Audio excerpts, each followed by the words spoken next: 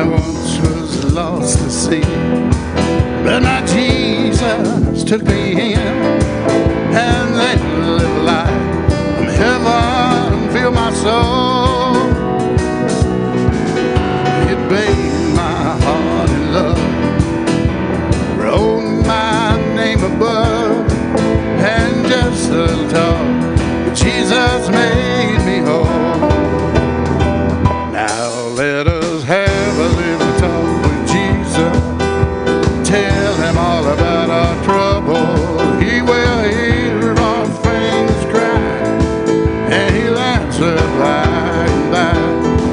When you feel a little prayer will turn in, and you know a little fire is burning, you will find a little talk. Jesus makes it right, yeah, makes it right. Sometimes my back will drift without a ray of cheer, and then a cloud of doubt may hide the light of day. The mists of sin may rise and hide the starry sky, but just a little talk with Jesus clears the way. Now let us have a little talk with Jesus. Let us tell him all about our trouble. He will hear our faintest cry, and he'll answer by and by. Now when you feel a little prayer will turn in, and you know a little fire is burning, you will find a little talk when Jesus makes it right.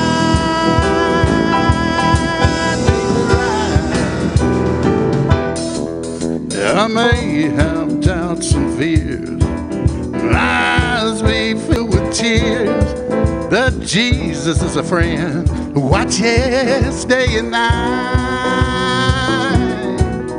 I go to him in prayer, he knows my every care, and just a little talk with Jesus makes it right. Now let us have a little talk with Jesus. Let us tell him all about our trouble. He will hear our faintest cry, and will answer by and by. When you feel a little prayer will turn in, and you know a little fire is burning, you will find a little talk when Jesus makes it right.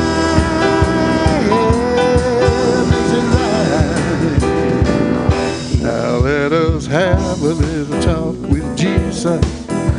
Tell him all about our troubles. Oh, he'll hear our faintest cry, and will answer by and by. Now when you feel a little prayer will turn in, and you know a little fire is burning, you will find a little talk with Jesus makes it right, makes it right.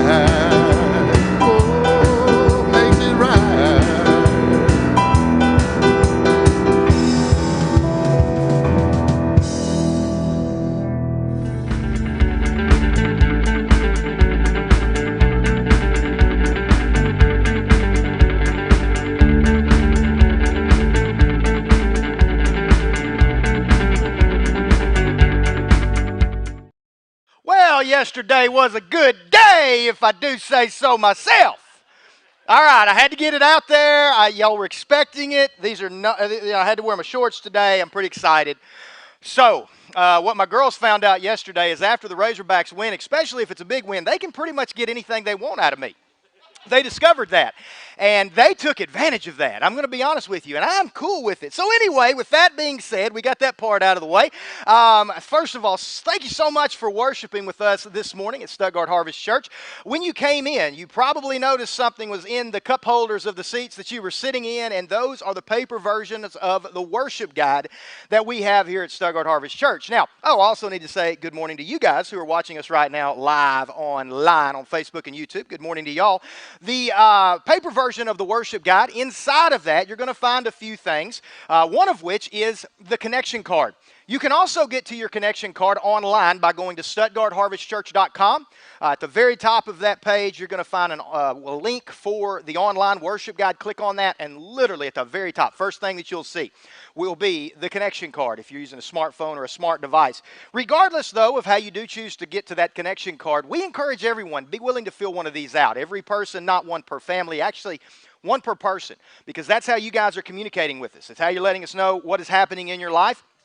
And it's how you are signing up for the different things that we do. In fact, we've got two really important things to talk about this morning, one of which is small groups, which we're going to talk about here in just a second. But before we do that, I want to go ahead and let you know that the front side of the connection card is the information side. If you have never filled one of these out before, if maybe this is you're a guest with us this morning, first or second time, or maybe you've been coming for quite a while and you've just never filled one of these out, what we ask you to do is just give us as much information as what you are comfortable giving us. You don't have to give us your whole life story unless you want to. I mean, you can give us as much as the paper will allow, but we just ask you to give us as much information as what you're willing and comfortable to give us. If you have filled one of those out before, then really you just need to put your name, and it's that simple. If there's any information to update, just simply check the box that says update my contact information, and then you can tell us what needs to be changed, and we'll make those changes. But regardless of how you do choose to fill out the information side of that connection card, it is so important that we're actually going to hit the pause button here for about 10 or 15 seconds. Taylor's going to turn the music up in the back, and we're going to begin filling that out, whether the paper version in your worship guide in the cup holder or the digital copy at stuttgartharvestchurch.com. So regardless of how you do it, let's go ahead right now, begin filling out the information side of your connection card. And if you're watching us online, you're going to fill it out on the digital copy. So let's do that right now.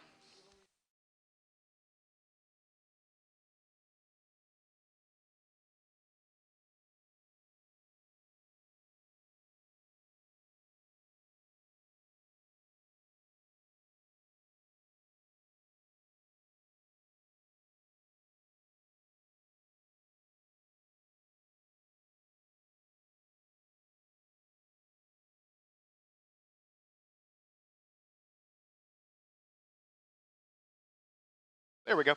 And the other thing, as you continue filling that out, don't stop on my count. The other thing that is inside of your worship guide this morning is the giving envelope. It looks something like this. We've got some really cool looking giving envelopes, I think. But this is the paper version of the giving envelope. If you're a guest with us this morning, this is not for you. Take it, put it aside. We do not want you to feel pressured at all to give. That is simply for those who are growing to love Stuttgart Harvest Church, and you've come prepared to worship through giving. And so we want to make that as easy as possible. We want to make sure that you get giving credit, tax credit when that time rolls around. There are three ways that you can give here at Stuttgart Harvest Church. Really the best way, and the way that we encourage anyone that's willing to give, would be by going again to that online worship guide at stuttgartharvestchurch.com. Through that online worship guide. That's the way my family gives. I know that's the way Harley's family gives. Just a lot of people give in that manner. So that's really the best way, honestly. And if you're not giving that way, I would encourage you, give it a shot. Another way that you can give is obviously on the screen right now. You can actually text an amount. Make sure you put S in the front. We'll make sure it goes to Stuttgart. It goes, and the number is 870-600-3361. Once you've done that one time, honestly, it is as simple as texting an amount. It is very, very easy. And then the third way, if you would prefer, is, of course, the paper version of the giving envelope, which is inside of that worship guide. We just ask that you would be sure and give us the information on the front. Again, we want to make sure you get giving credit. And one thing I do want to mention, if you are your connection cards, be sure and do not put your connection card in the giving envelope. Kind of put that to the side with the giving envelope when we drop it in the giving buckets, because if it goes in the giving envelope, we don't get that until a little bit later in the week. And so to ensure we get those connection cards as quickly as possible, just keep that connection card separate from the giving envelope. But regardless of how you do choose to give, we do want you to know we're grateful, because we are experiencing a lot of changes, and you're probably starting to see we've got a lot of things happening. I just want to give you a quick update. We do have an additional bathroom than what we've had in the past, and according to the individual, the plumber who's going to be doing the work, the plan is tomorrow, hopefully, he told me yesterday that he would be here tomorrow, and all toilets, all sinks, everything will be in. So that is huge. That's a big check on the list, and we are expecting him to be here to get those toilets down, those sinks down tomorrow. Literally, he said Monday. I'll be there to knock it out. So we're very optimistic that that's going going to be done. We'll have all bathrooms operational next Sunday. And then we are also moving into the 252 Worship Theater, the Children's Worship Theater. That's the next place we're going, and that is being taken care of. We're starting to get everything worked in there. We're going to begin getting everything organized, much cleaned up and moved out as we possibly can, with the hope, not promise, but the hope that maybe next Sunday we will have kids ministry again in the 252 Worship Theater. All of our kids are going to have a place to go and won't have to sit in here. Although we're very grateful that they are, man, they're doing an amazing job. Amazing with the kid packs and Leah and how they're getting those things together for us. We're grateful. But we're very hopeful that that's going to be happening next Sunday. If not next Sunday, the next. But that's the next place. And so we're excited. We're starting to really see some progress. And so that's been very good to watch. Hopefully it keeps going. So let's see. We do want to mention, though, that this is one of the Sundays that you can sign up to be a part of a very important thing that we do here at Stuttgart Harvest Church, and that is a small group. McKinley, if you can throw those up there. There we go. We're having four small groups this fall. 3 of those small groups are adult small groups, and one, of course, is students, group number 4. If you're on the fence, just give it a chance. I really, really encourage you to be a part of a small group. It's not a huge commitment. I mean, we are literally talking about 8, 9, 10 times over the course of the rest of this year, and it's about an hour and a half, and it's just a really good opportunity, honestly, to do something that we're going to be talking about this morning, and how it's just the community is such a huge element here at Stuttgart Harvest Church. The one anothering one another, and so that's where it happens. It happens in the small groups, and you see we've got the 4 options to sign up for a small group this morning. It is very, very simple. Take your connection card, comment section, or on the comment section of your digital copy, pick a group number. That easy. Group number 1 meets on Tuesday nights at 6 o'clock. Group number 2 meets on Wednesday nights at 6 o'clock. Group number 3 is an online group. So if you're watching us online right now, if you're quarantined, or if you are still in your home for medical reasons or whatever that may be, then group number 3, that's going to be your group. And so sign up for group number 3. And then, of course, our students are going to meet on Wednesdays at 5:30, and that's group number 4. So students are basically that kind of 7th grade age up to 12th grade. If you would like to sign up for a small group this trimester with Stuttgart Harvest Church, just pick one of those 4 group numbers. 1 and 2 in person, 3 online, 4 is our students. And you can do that right now, in fact, on that connection card, anytime for the remainder of our time together. But I would encourage you, be a part of a small group. If you sign up this morning, you'll probably get an email from me at some point. If we have that information on file, you'll probably get an email from me saying, hey, you're signed up, awesome. And then you'll probably get an email from me saying, hey, you're signed up, awesome. And then I'll send you information to the group leader. And at some point in the next week or 2, they'll hopefully be getting in contact and letting you know, hey, first group meeting is going to be on this date, and so on and so forth. So be a part, and it's real easy. Just sign up on that connection card. So that's our small groups. The other thing that I want to mention, Kenny, can you throw the pumpkin patch slide up there? Is that possible? I don't know if I've got that in there or not. But anyway, there we go. So the pumpkin patch, October the 9th on Saturday, October the 9th, 10 o'clock to 2 o'clock. We need more help. It's that simple. Last year we found out that it was required between 50 and 60 people to serve to make that happen. Right now we've got about 25 signed up. So we need more help. So if you would be willing to help us out with a great pumpkin patch, let us know on your connection card. Just again, just somewhere on there, just say, I want to serve in the pumpkin patch or whatever. And I'll be getting in contact with you. We'll probably really start getting those teams together about 2 weeks or so out from the pumpkin patch in terms of who's going to be doing what and what booth and different things like that. But we are excited about that. If you're watching us online, you can be a part of that as well. We got a lot of room to socially distance out there. That's like 3 acres out there, 2.5 something. And so we've got a lot of room. We got a lot of very excited about that. And if you've got anyone in your life and you say, man, I'd love to get them connected with Stuttgart Harvest Church somehow, some way, that's a great front porch. That is such a great front porch to get them connected. So help us invite. We're going to have some signs that going out this week, maybe this morning, in fact. My girls have got to get the pumpkin car out here cleaned up. Once it gets the dirt cleaned up off of it, we're going to drive the pumpkin car out there. And on the pumpkin car note, if anyone has an old car battery that they are not using, if you're using it, that's okay, because you need it. But if you're not using it and you got an old car battery that we could keep from having to go buy a new battery for the pumpkin car that literally drives like 20 miles a year. If we could borrow it for like, I don't know, a month, that'd be awesome. So if you got one, let me know because it needs a new battery. I'm tired of jumping it off every time I need to move it. So it would be awesome if somebody could step up and help us out with that. But we're going to have the pumpkin car out there. Radio spots are going to be happening. Flyers are going home to schools. We're going to have a lot of fun with the pumpkin patch. October 9th, 10 o'clock in the morning to 2 o'clock in the afternoon. Serving, you can probably expect 9 to 3 is about how long the serving is going to go. Let's see. I think that's it. I'm pretty sure that's it. So with that being said, I'm going to go ahead and pray. Your connection card and your worship guide. If you use the paper version, there's some great giving buckets at the back of a worship theater. Drop them in there, and we'll pick them up. So that's how you can get those into us. Continue with our worship experience. So if you would, bow your heads with me, and let's go to God in prayer. Heavenly Father, we come.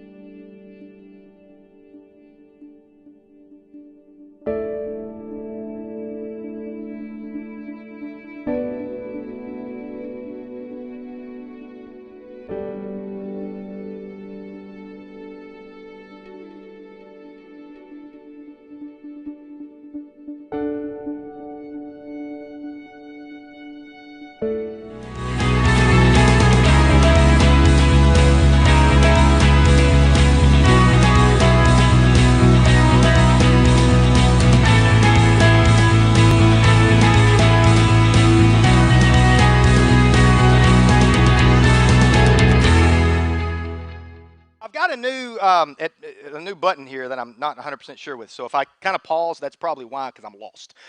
So bear with me.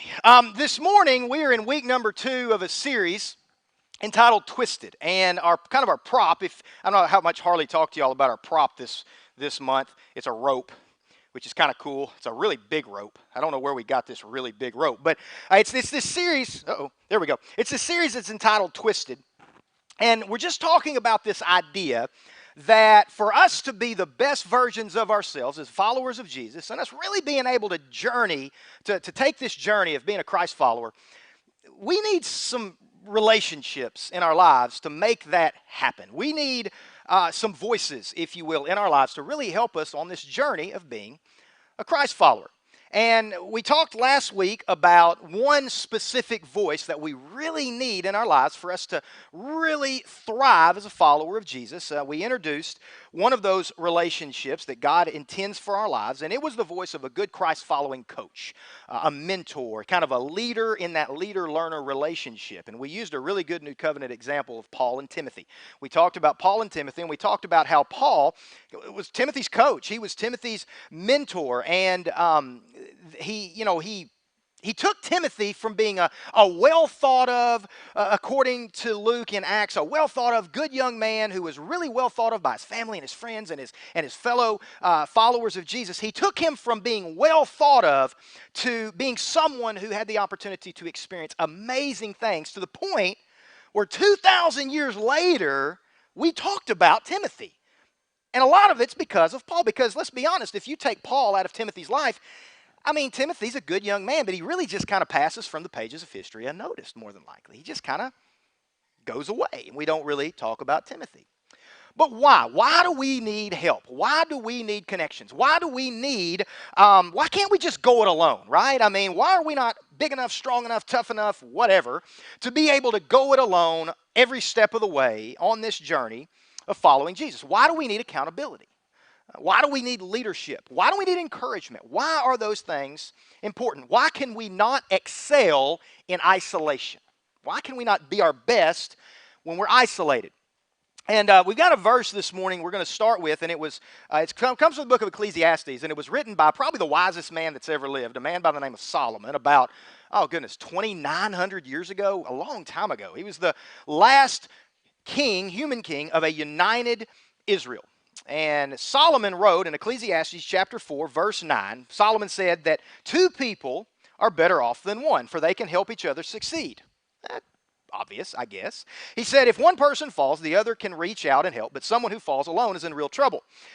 Then he said, a person standing alone can be attacked and defeated, but two can stand back to back and conquer. Then he said something I think is interesting. He says, three, or even better, for a triple braided cord is not easily broken. And it's kind of why we're using the rope as our visual for this month. That's really the reason why, because when we're braided together, and we're kind of using the terminology twisted together, when we're twisted together in the lives of other followers of Jesus, other voices who can really make us become, if you will, the best version of ourselves, that's when we really excel. Twisted, stronger together by design. Whose design? God's design. And for us to excel and become the best version of ourselves possible, we need very specific relationships, voices in our lives. And last week we talked about the voice of a coach. But this morning we're going to talk about another voice, another relationship, another connection for us to really succeed, for us to really excel as a Christ follower. We need the voice of a sincere, honest friend. A friend. Someone who will offer encouragement, someone who can offer motivation, someone who can offer honesty, someone who can offer accountability, just like what we talked about last week. And once again, as typically, as is usually the case, the New Covenant gives a really, really good example of that type of relationship, a good, honest, real friend. And we find it in the life of a man by the name of Joseph. Now, when you think of Joseph, usually in my mind, when I hear the name Joseph and I'm connected with the Bible, I think of Joseph, three Josephs, right? There's the Joseph from the Old Testament, or from the Old Covenant. We're talking about Joseph, the son of Jacob, the whole Pharaoh and vizier of Egypt and all that, and that's not who we're talking about. Then you think of Joseph, who was the husband of Mary, the mother of Jesus. That's not the Joseph we're talking about. Then I think of Joseph of Arimathea, the one that, along with Nicodemus, took the body of Jesus off the cross, and then, of course, Joseph of Arimathea's tomb was the one that was Jesus' body was placed in. That's not the Joseph. We're actually talking about a Joseph that you've heard of, probably, but you've never heard of him by the name Joseph. You've heard of him by his nickname. His nickname was Barnabas. Okay, and so we're going to be introduced to Barnabas here in Acts chapter 4. Now, before we jump into the scripture, I just want to give you some context. Acts, the book of Acts, most everyone agrees, was written by the doctor, the Greek physician Luke. And I call him a historian too. I think Luke was a Greek historian as much as he was as a physician later in life, certainly. But Luke he also wrote, of course, a biography of Jesus called the Gospel of Luke. And Luke, the book of Acts, it's all about the Acts of the Apostles. It's about the early Christ followers. It's the early church, the first few decades following Jesus' death, burial, and resurrection. It's basically an ascension. It's basically the historical.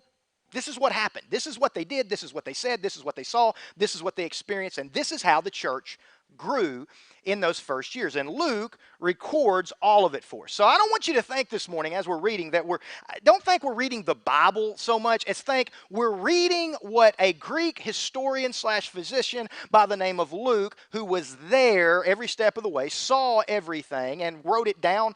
We're reading his account of what happened in the area around what we think of as Israel in the first few decades after Jesus was on the earth. So we're going to jump into Acts chapter 4, verse 32, and it just says that all the believers were united in heart and mind. So they were like all on the same page, pulling the rope in the same direction, right? And then Luke goes on and he says, for instance, there was Joseph, the one who the apostles nicknamed Barnabas, which means son of encouragement. Now, Barnabas was from the island of Cyprus, which I'm going to actually have a map up there this morning to kind of give us an idea of some of the geography that we're going to talk about. But he was from the island of Cyprus, and he was a Jew. He was from the tribe of Levi. And Barnabas, because he was an encourager, his name was Joseph, he got the nickname Barnabas, son of encouragement. And we need a voice in our lives of an honest friend who can encourage us. And very early in Luke's history of the Acts of the Apostles, we have an example of Paul needing that as well.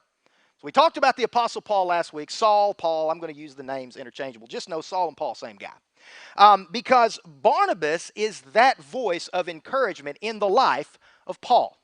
He's that voice of encouragement that Paul needed. And I think it's really interesting when we think about Barnabas and Paul. I think it's very, very interesting the way I have always heard them talked about, taught about.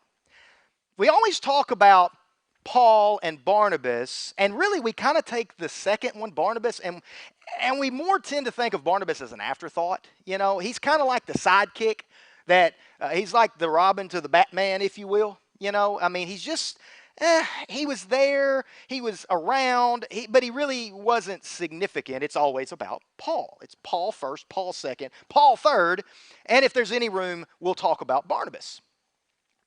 But it's interesting because as we're about to see in the verse we're about to read, that Luke tells us the world came really, really close to never knowing who Paul was. We're going to jump into Acts chapter 9. We're going to start reading in verse 26. It says, when Saul, Paul. Now, this is not very long after Saul, Paul, has become a follower of Jesus. This is relatively soon. So Saul had met Jesus on the road to Damascus, became a believer, and then he had gone into Damascus in Syria, and he has now returned from Damascus to Jerusalem. But he is a brand new believer.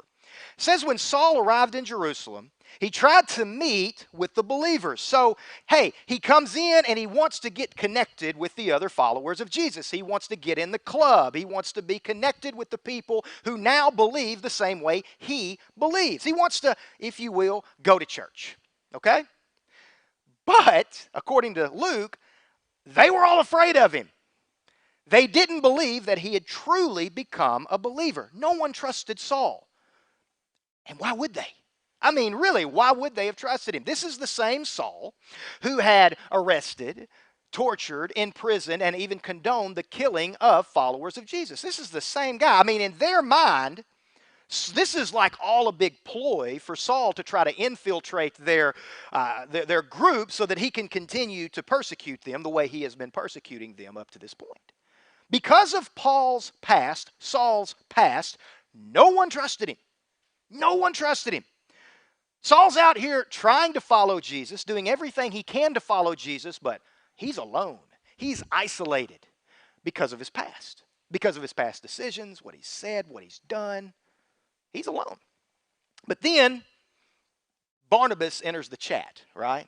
Verse 27, then Barnabas brought him, Saul, to the apostles and told them how Saul had seen the Lord on the way to Damascus and how the Lord had spoken to Saul. He also told them that Saul had preached boldly in the name of Jesus in Damascus. So Barnabas has a decision to make here. There's something about Saul that he says, you know, I'm going to get with this guy. I don't know what it is. There's something about him. But Barnabas makes the decision to take a risk on Saul and say, I'm going to vouch for this guy. I'm going to stand beside him. I'm going to step toward him. I'll vouch for him, guys. He's legit. He's who he says he is. Now, we don't know exactly all the details of how he has this information, how he knows all of these things, but he goes to the apostles in Jerusalem and he says, he's legit.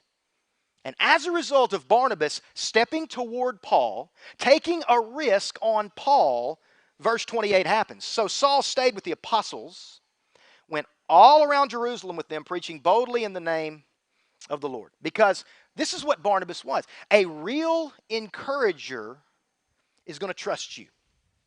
As we kind of try to make this practical, you know, and kind of relate this to us this morning, a real encourager, that voice of encouragement that we all need, that person's going to trust me.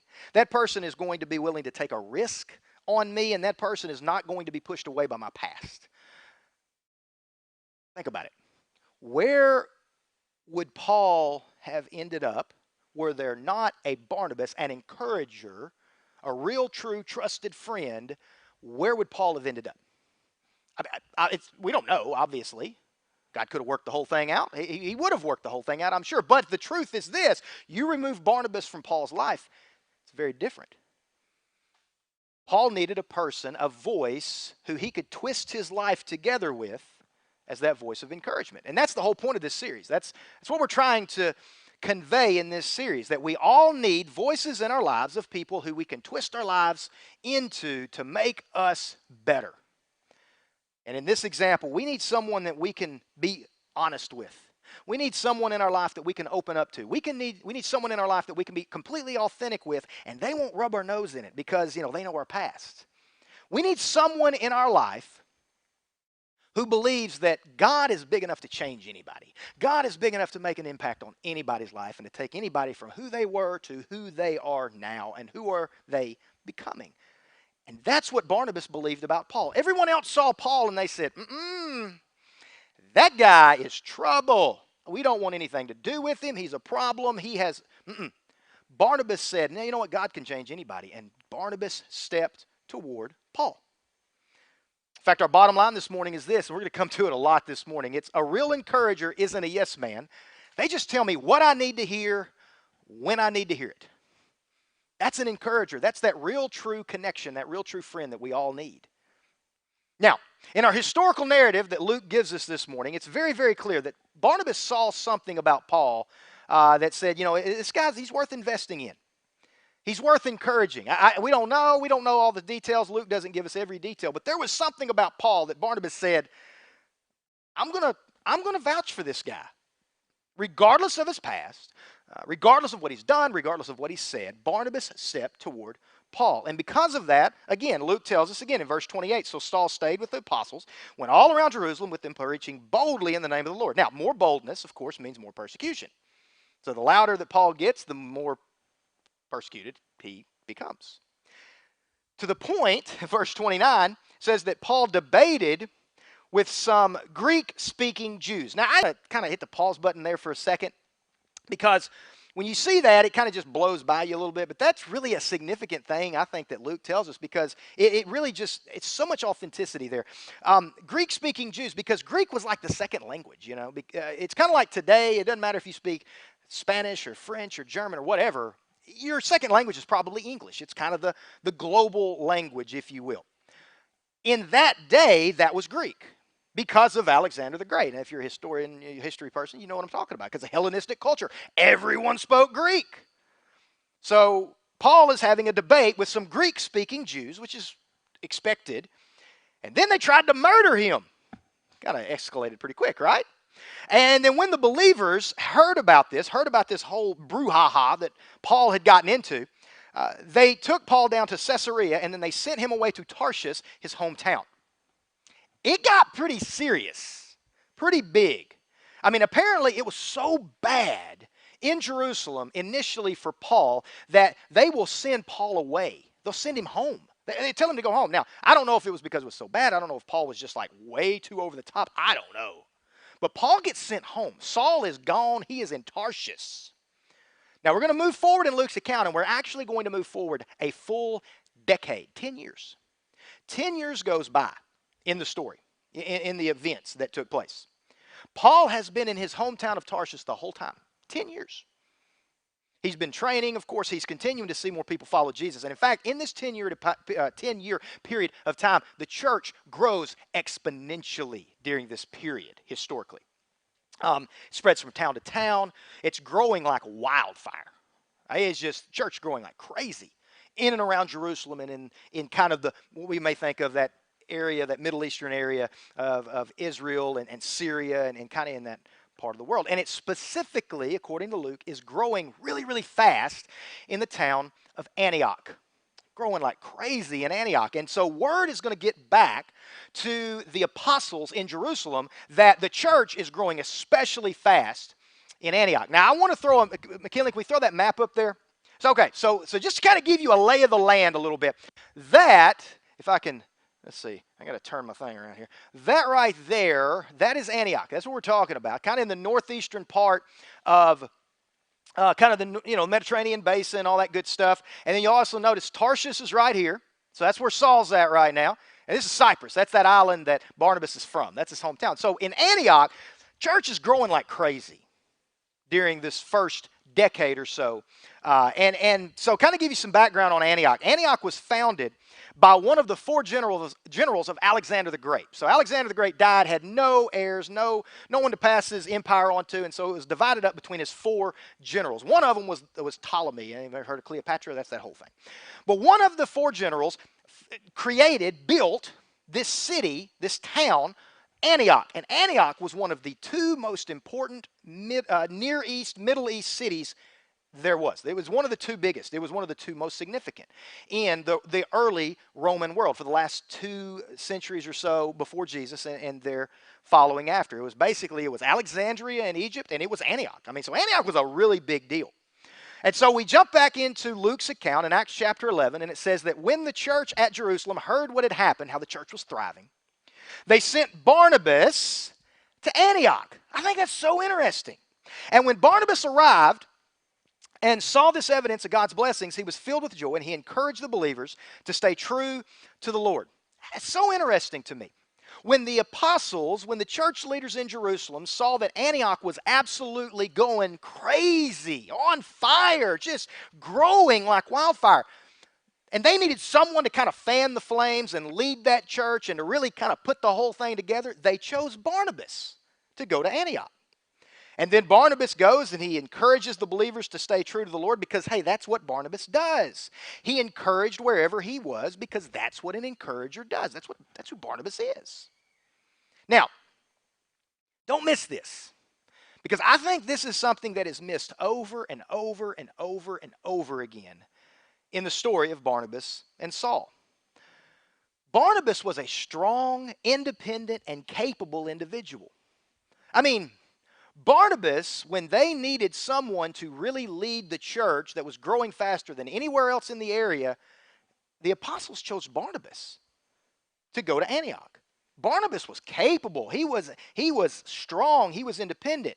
He was sent to lead. He was sent to encourage. He was sent to fan the flames, if you will. Don't miss this fact. First came Barnabas. Then came Paul. Barnabas came first. Acts chapter 11, verse 24. Barnabas was a good man, and he was full of the Spirit and strong in faith, and many people were brought to the Lord. So, yeah, Barnabas was very, very strong. But Barnabas wasn't stubborn. He wasn't stubborn. Barnabas was very, very independent, but Barnabas wasn't isolated. He wasn't all by himself. He wasn't isolated. Barnabas didn't try to do this responsibility, achieve this responsibility. He didn't try to do it on his own, by himself, with his own ability and kind of white-knuckling the thing. He didn't do that because he was an encourager. And Barnabas used this opportunity to get others more deeply involved in the work that he was involved in. And he used this to get more people more deeply connected and more deeply engaged, because that's what he does. That's what an encourager does.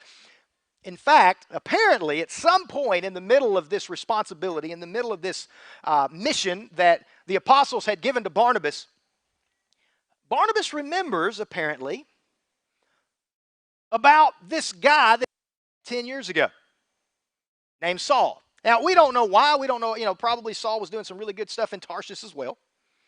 But at some point in the middle of this mission that Barnabas has been given, as he is sent to lead this church in Antioch, Barnabas says, you know what, I don't need to do this by myself. I need to be connected. And he remembers Saul. And that's where we pick it up in Acts chapter 11, verse 25. Barnabas, in the middle of all this, he goes to Tarshish to look for Saul. He goes after him. So, can we throw that map up there again, McKinley? So he goes from where he was in Antioch, and he just kind of makes the quick little hop, skip, and a jump up to Tarshish to get Saul. He says, I need some help. I need to get connected with this guy, Saul, who I was connected with a decade before. We jump to verse 26. And when Barnabas found him, he brought him back to Antioch. So Barnabas sets Paul up in the ministry, sets him up. And both of them stayed there with the church in Antioch for a full year, teaching large crowds of people, training and working together as they went. And in fact, Luke tells us that it's in Antioch that the believers were first called Christians. That term Christian, it all started in Antioch, because Christian actually means little Christ, like Jesus, like Christ, little Christs. And that's where it happened, in Antioch. Barnabas and Paul, for a full year, they worked together, leading the church, the Christ followers, the Christians, in Antioch. Because a real encourager, it's not a yes man. They just tell me what I need to hear when I need to hear it. And that was Barnabas. And Barnabas is a perfect example of this next little nugget.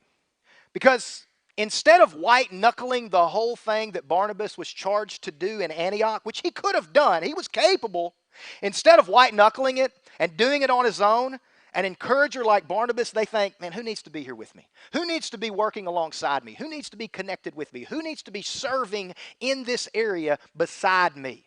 And then it doesn't matter if we're talking about serving as the leader of a church in Antioch, or if we're talking about serving on Sunday mornings as leading a cafe. Who needs to be serving alongside of me in this cafe? Who needs to be serving alongside of me in this children's ministry with this name tags, or, you can fill in the blank. That's what Barnabas does. So he goes to Paul, and he says to Paul, hey, come on. We got to get back over to Antioch. We got some work to do in Antioch. And Paul and Barnabas will experience great success during that time period. But don't miss, first came Barnabas, and then came Paul. Barnabas came first. And then right in the middle of all the success that Barnabas and Paul are having, and they're tearing it up in Antioch. They're tearing it up. Right in the middle of that success, God is going to launch Barnabas and Paul into something brand new. Something totally different, totally new in the middle of the successes that they are experiencing there in Antioch. Now, for context, Barnabas and Paul, they've been in Antioch for about a year. They're teaching, they're spreading the gospel, they're building the church. The church is growing like crazy. Now they're going to be moving in a different direction. God's going to move them in a different direction. Barnabas and Saul will actually go from Antioch to Jerusalem, and then they'll go back to Antioch.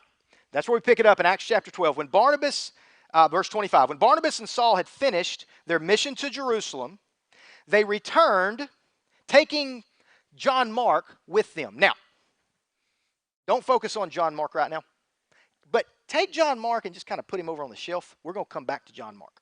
Okay, he's like the elf on the shelf. So just put him over there. We'll come back to him in December, November, whenever. Just stay with me.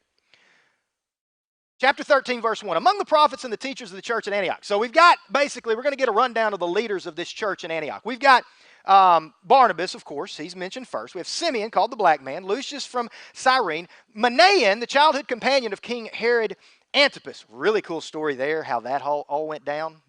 How most people believe it all went down. How there was someone in Herod's household that was a follower. And anyway, really cool story, but I digress. And then, of course, Saul. So there's 5 of them.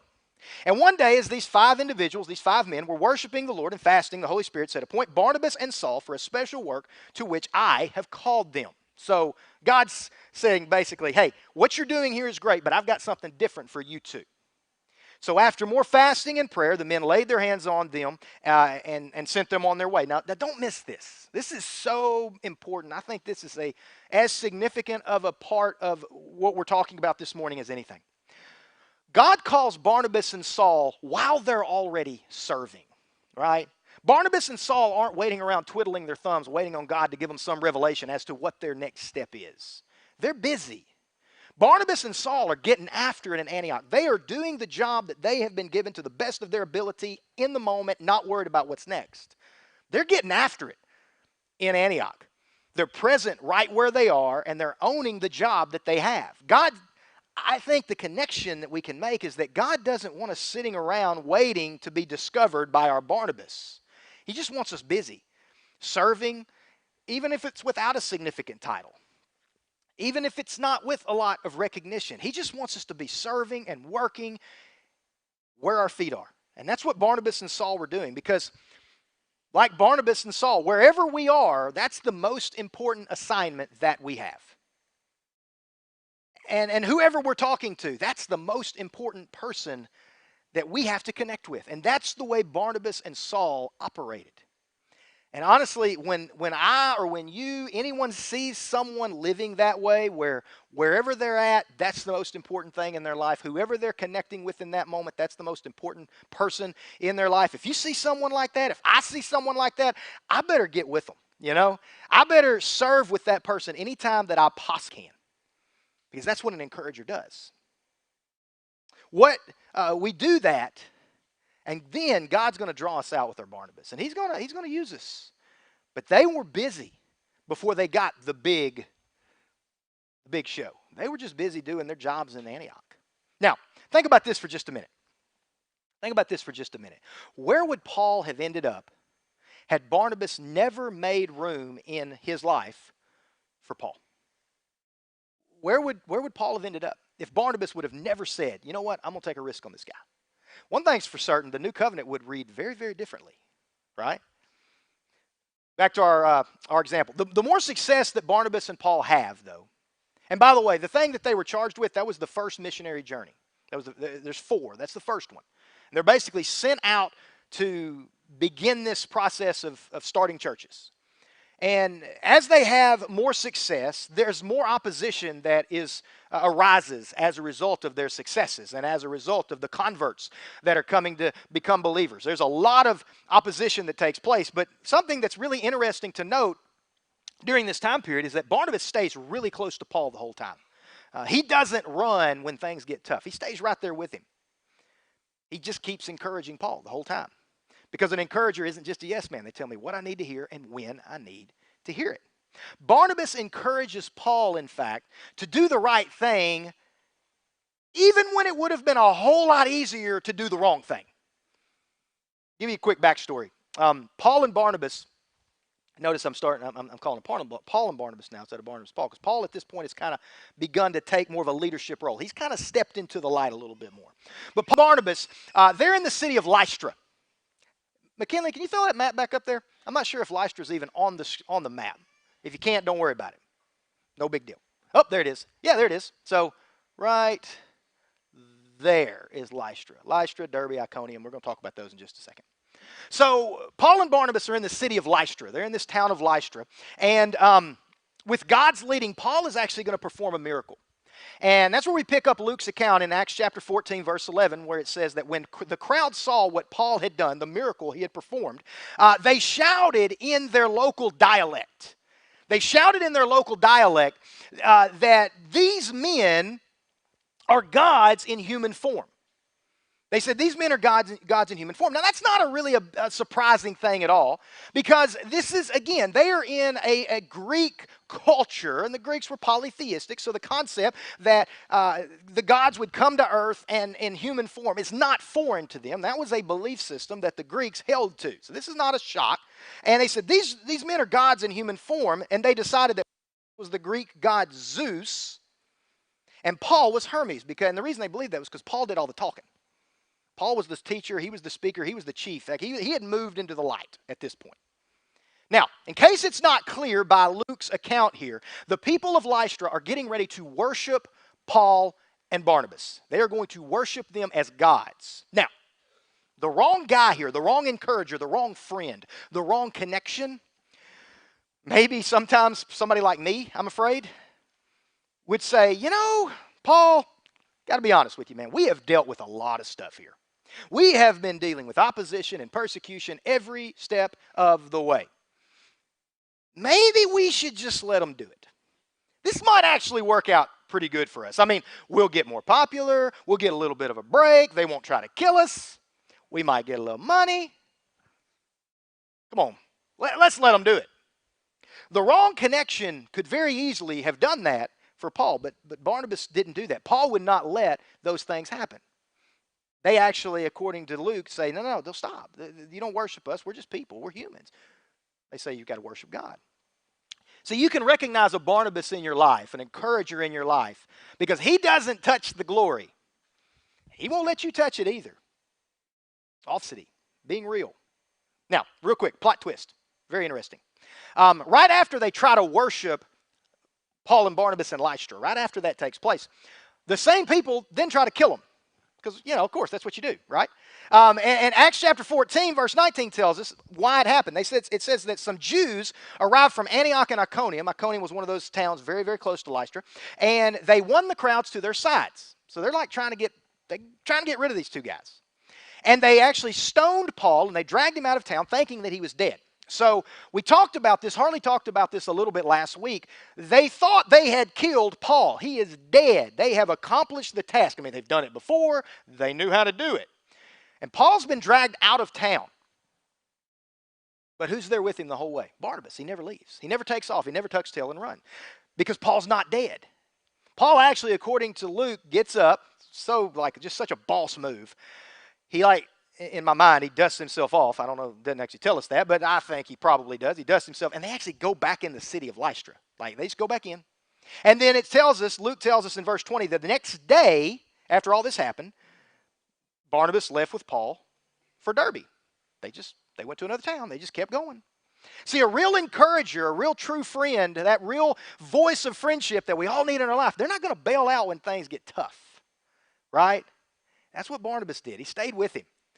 So, as we continue on in verse 21, we find out that after preaching the good news in Derbe and making many, many disciples, Paul and Barnabas returned to Lystra, Iconium, and Antioch of Pisidia, where they strengthened the believers. So they're just on this missionary journey. They're connecting, they're converting, having believers, building churches. They're doing this the whole way. It's not a very long trip, and they double back quite a bit, in fact, on the trip. And it says that they returned to Lystra, Iconium, and Antioch, where they strengthened the believers. They encouraged them to continue in the faith, reminding them that we must suffer many hardships to enter the kingdom of God. They encouraged them. They told them what they needed to hear. Because a real encourager is not a yes person. They're not a yes man. They're someone that's going to tell me what I need to hear when I need to hear it. Paul and Barnabas, they didn't say, hey, things are going to get better. Things are going to go great. Get ready. It's going to be okay. You're going to make it. Because that wasn't true. They said, hey, this is going to get tough. This is going to get hard. It's going to get harder. Don't quit. Stay with it. Practically this morning, you and I, we got to find an encourager who, in times of testing that are going to happen, we've got to find an encourager who's going to encourage us not to compromise. And in times of success is going to encourage us to stay humble. That's what Barnabas did for Paul. We're going to find out that in just a second, in fact. And when we fail, which we will, and when we fall down, which we will, we need a friend, a voice of friendship, an encourager who's going to help pick us back up, dust us off, and help us get right back into it. But, unfortunately, not everyone on the very first missionary journey of Paul and Barnabas handled the tough stuff quite so well. Remember I told you that kind of take John Mark and put him over here on the shelf? Well, we're going to grab him. We're taking him off the shelf now. It's Christmas time. So, John Mark, who, by the way, was the cousin, either cousin or nephew, he was related to Barnabas, had been brought from Jerusalem to Antioch and has now been taken on this first missionary journey. In the middle of the trip, I say somewhere, we know where. In the middle of the trip, John Mark says, I'm out. This is too hard. This is not fun. These people are mean. They're kind of crazy, and they're trying to kill us. I'm going home. I got to go home. John Mark bails out on Paul and Barnabas on that first missionary trip. He cracks under the pressure because it was tough. Now we're going to flash forward sometime later. We're going to jump forward in Luke's account because we're going to have another snapshot of the relationship between Paul and Barnabas. And truthfully, this one is not rosy at all. It doesn't have the Hollywood ending that I think we would love to have. We find it in Acts chapter 15, verse 36. And we find out that after some time, Paul says to Barnabas, let's go back to visit each city where we previously preached the word of the Lord to see how the new believers are doing. Now, this is the beginning of the second missionary journey that Paul is going to go on. This is going to be a lot longer. This one's like going to go into Macedonia and into Greece. They're going to go to Athens. This is going to be much bigger. But Paul basically says to Barnabas, hey, Barnabas, let's do that again. Let's go back. Let's check out those churches we started. And it says that Barnabas agreed. He's like, yes, great idea, Paul. Let's do it. But I want to take John Mark with us. Let's take John Mark as well. Verse 38. But Paul disagreed strongly because John Mark had deserted them earlier in Pamphylia. Paul's like, no, we're not going to take John Mark. Barnabas, I know he's your kin, and I know you got really good opinion of him, and I know you think he's something special, but Barnabas, no, we're not taking John Mark. He bailed out on us the last time. He'll bail out on us again. We're not taking John Mark. No way, no shape, no form, no how, no. And according to Luke, in verse 39, the disagreement between Barnabas and Paul was so sharp, they separated. And Barnabas took John Mark with him, and they sailed to Cyprus. And we know, by later accounts, Luke tells us later in the accounts that Paul will take Silas and will begin the second missionary journey. And Silas will go with him for the next few. Now, there's been a lot of teaching messages that have been written about this. I've heard a lot of them. I've heard Sunday school stuff. I've heard a lot of stuff about these few verses. But if we just kind of look at the events from the perspective of Barnabas, the encourager, I think we can find something significant for us this morning. I think there's something important. Because you know what a real encourager does? That real true friendship, that real true encourager like Barnabas was? A real encourager is going to tell us the truth, even if it's not what we like or what we want to hear. Because a real encourager is not a yes man. They're going to tell me what I need to hear when I need to hear it. See, Barnabas the encourager, let's think back many, many years. Barnabas took a risk on Paul, who didn't deserve it. Think about Paul's past. If anyone did not deserve a risk to be taken on him from the perspective of a follower of Jesus, it was Paul. And yet Barnabas took a risk on Paul. Barnabas vouched for Paul. Barnabas says, I'm not going to worry about your past. I'm going to get with you and we're going to do something. When Paul was an outcast among the followers of the way of Jesus, and Paul was not allowed into the club, because the believers were like, no sir. Barnabas stepped toward Paul and he took a risk on him. Without Barnabas, Paul's story is very different. And yet at this point, Paul is unwilling to do the same thing for John Mark. He ain't going to do it. Paul refuses to take a risk and to step toward John Mark because of his past. Because of where he had messed up. And he had messed up. He'd hit the road. He'd bailed out. He was a quitter. And because of that, Paul says, you are not worthy of me taking a risk on you. And Barnabas called Paul out on it. He told Paul the truth. He told Paul, he said, hey, I took a chance on you and nobody else would. Paul didn't listen. But Barnabas wasn't a yes man. Barnabas didn't cave in because Barnabas was an encourager. And he encouraged, and encouragers step toward hurting people and take risk on them. And that's what Barnabas did. That's such a big deal. Now, Barnabas and Paul are separate. They're gone. Barnabas has taken John Mark. And as best we can tell, John Mark and Barnabas are connected. And John Mark really grows as a follower under Barnabas' leadership. Paul's now connected with Silas, and they go do their thing. And as far as we know, they never join up again. As far as we know, Barnabas and Paul never connect again from a missionary ministry perspective. As far as we know, the account just doesn't tell us if they did. They go their separate ways. They continue to teach people about Jesus, each going their points. Not long, in fact, before Paul himself is going to die. We're going to see the final, long-lasting impact of Barnabas, the encourager, on the life of Paul. One more time. Like, it's not a perfect Hollywood ending, but it's kind of a twisty Hollywood ending. Now, don't miss this. This is so interesting. Paul, what we're about to read, Paul is writing it from prison. He's not in like a cushy house arrest prison. He's not, this is not like the Holiday Inn Express. This is prison. This is real deal prison. Paul is very close to his own death at the hands of the Roman Emperor Nero. He's going to be beheaded. He gone. And he knows it. And for the final time, Paul is writing to connect with his own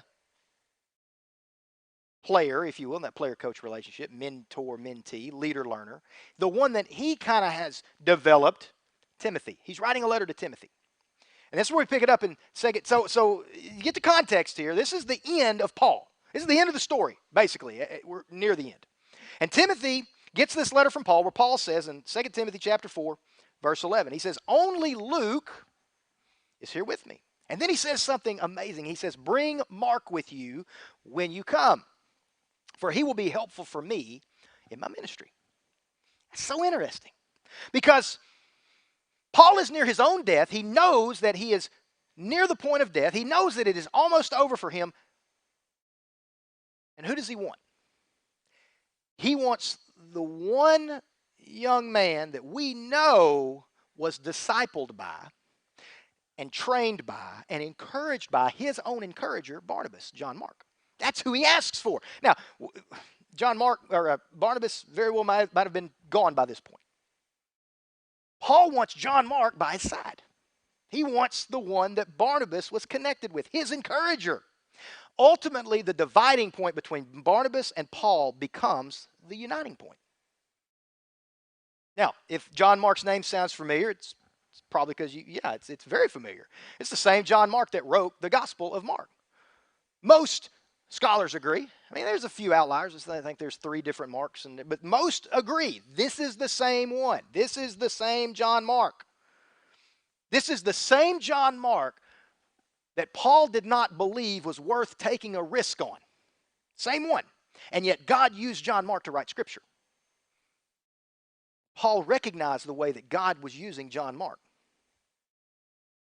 John Mark, who had an encourager in his life, a true connection, a true relationship, an authentic friendship in his life, who just happened to be the very same one that Paul himself had in his early ministry. Barnabas, the encourager. So, with all that being said, how does that apply to me? All right, how does that apply to us? How does that apply to you watching us online this week? What's the practical next step that we can take? I think there's two. The first one would be this, very simply. Look for a Barnabas. Make a list. Look for a true, authentic friend who can encourage you and can connect with you and can keep you accountable and can help you. Look for that voice. All right. They say, I just don't know. I don't know where it's at. I don't ever feel like I've ever had it. I feel like I'm alone. I feel like I'm isolated. I understand. A lot of people feel that way. This is the next step that I think could be the most life-changing. I think it could be the most world-changing. One of the most world-changing. It's this. Instead of looking for a Barnabas, just become one.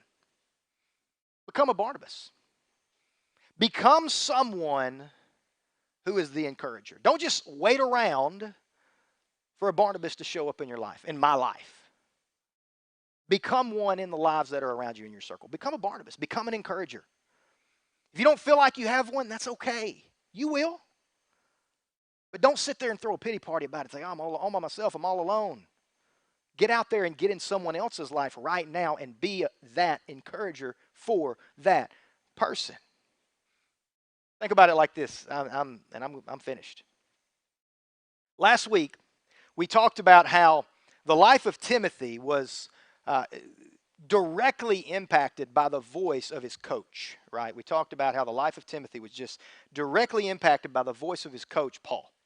And how Timothy, and it's so true. If you take Paul out of Timothy's life, Timothy is nothing more than a good young man, well thought of by his family, his friends, and his community. But we're not going to talk about Timothy because he probably disappears from the pages of history. But when we twisted the life of Paul into the life of Timothy, when those two voices, those two people, when they were connected, amazing things began to happen. Amazing things happened when Paul and Timothy were connected. But think about it like this. Before all of that, first came Barnabas, then came Paul, and then came Timothy. After meeting Jesus, the very first domino that fell in Paul's life, as far as we can tell, the one that we're really given as far as recorded, the very first domino that fell in Paul's life that moved him into the direction and into the eventual outcome that his life became, right? The very first domino that fell in Paul's life after meeting Jesus on the road to Damascus, what was it? It was his life being twisted into the encouraging life of Barnabas, the very first domino that fell. And then only then, after that domino fell, did the rest of Paul's story unfold. Find a Barnabas. Better yet, be a Barnabas. Be an encourager. Be an encourager for someone in your circle, family, friends, ball games, wherever you connect. Be an encourager in your circle. Take a risk on somebody because you never know. You never know when that might be the first domino that has to fall for the rest of their story to unfold. Let's pray. God, on our own,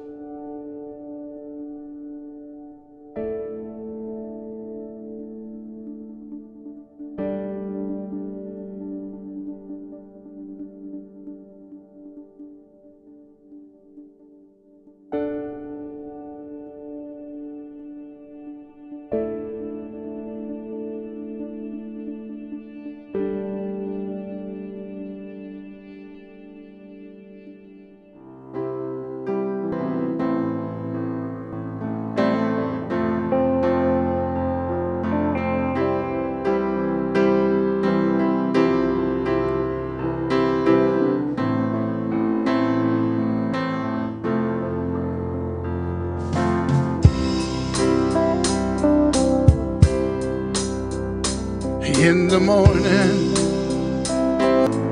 oh, in the morning, when I rise, in the morning, when I rise, give me Jesus, give me Jesus, give me Jesus, all this world, but give me Jesus.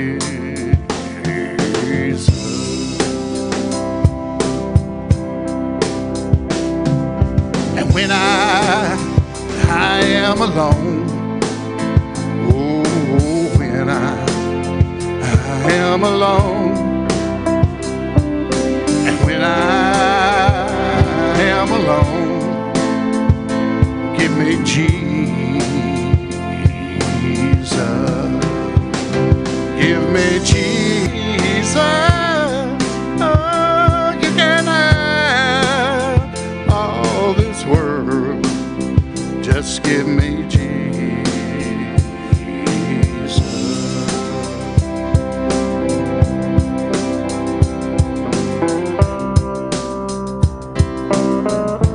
You can have this world. All I want is Jesus. That's it. Do you know him this morning? Do you know this Jesus? He's available. And when I come to die, oh, when I come to die,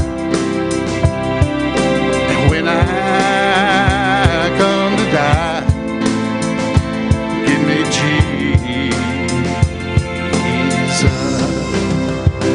give me Jesus,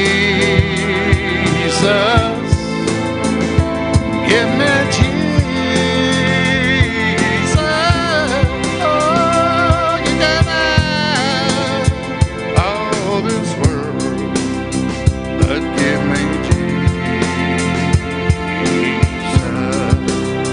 Yes, you can have all this world. Oh, you can have all this world. Oh, you can have all this world. But give me Jesus.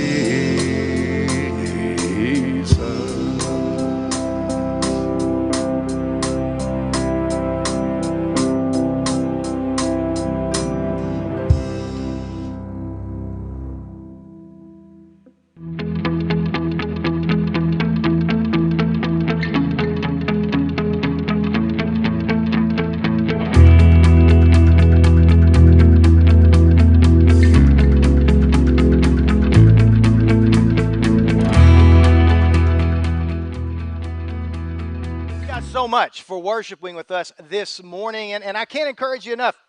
Find somebody in your life you can encourage, even if it's a simple a thank you note or something. Just find somebody you can make those connections with, and you can become that real voice of encouragement. If you have not already, now is the time to hit submit on the digital copy of your connection card. If you use the paper version, you can drop those in the gray giving buckets at the back of the worship theater. Remember, small groups, be a part. Connect with us in a small group. A lot of encouragement can take place in there. Also, Pumpkin Patch, if you want to help out with that, let us know on that connection card. Let's see. We are possibly going to be having some work days or some opportunity for some serving here at the facility coming up in the next week or two. Not for sure on that, but just be kind of aware of that.